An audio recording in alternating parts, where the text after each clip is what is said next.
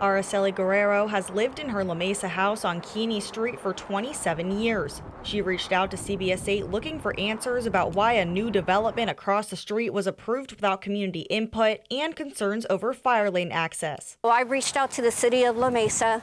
I've been basically transferred around, hung up on.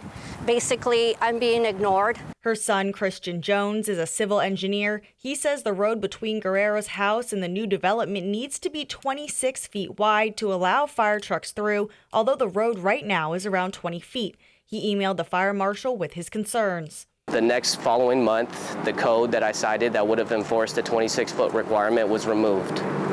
And so now 20 feet is applicable, and the reasoning why is still not very clear to me. I reached out to Heartland Fire and Rescue. The fire chief tells me the 20-foot requirement is in compliance with current fire code and that the state requirement has been in effect since at least 2009. And they've all checkmarked it. We're done and dusted.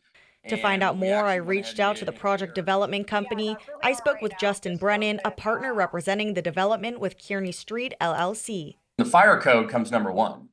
The fire marshals, fire safety. I mean, they're not going to let us do anything that is not stamped and approved by them. He tells me they are in full compliance with the fire code, the fire marshals, and the city. These are all the fire marshals' requirements. So they designed it. They told us what they wanted. We've done everything they've asked for and more. Another concern from Guerrero, she says she was never notified or asked about the project before it was approved. Immediately, I reached out to the city of La Mesa.